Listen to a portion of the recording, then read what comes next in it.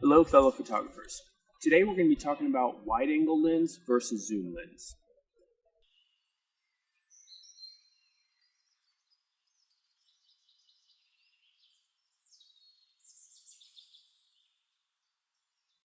Okay, so in today's video it's just going to be a comparison of different videos being shot at different focal lengths. So we're going to start with a super wide angle and then we're going to move up to a 300mm zoom.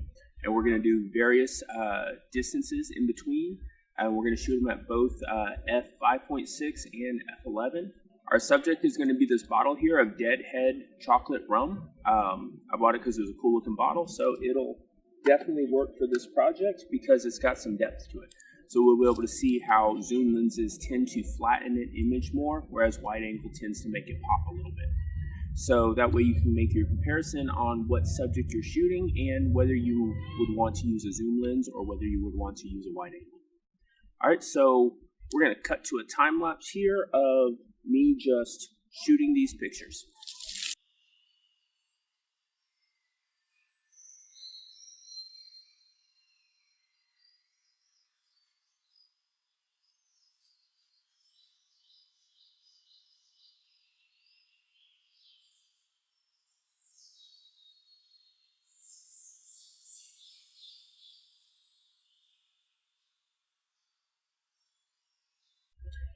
Alright, so now that we've shot our images, we're going to take it inside, put them on the computer, and take a look and compare the images side by side.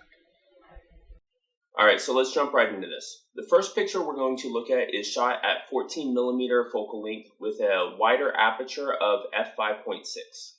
As you can see, the monkey's head kind of looks like it is popping out of the picture at you. Then when we change the f-stop from f5.6 to f11, you still have that illusion of the monkey's head jumping out of the picture at you, just with greater depth of field. Now jumping to a 24mm focal length, the monkey is still jumping out at you, but not quite as much. And f11 is just adding a little bit more clarity. Now at 70mm at f5.6, we can see that the monkey's head is starting to look a little more round, with his ears still just popping out a little bit. f11 doesn't change much, except it just gives us a little more depth of field. And at the 85mm focal length, we don't have a whole lot of changes between it and the 70mm shot. And again, at f11, we just have a little more depth of field.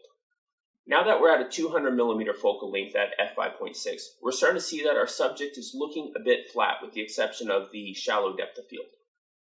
And at f11, the depth of field is a little less shallow, so the monkey's starting to look like it's blending in with itself just a little bit more. Now at the 300mm focal length, we're starting to see that the subject is beginning to lose almost all of its depth. It's starting to look very flat.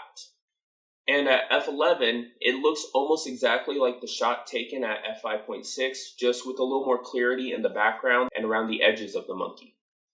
Now we're going to jump back to the 14mm focal length shot at f11 just to see some differences in them.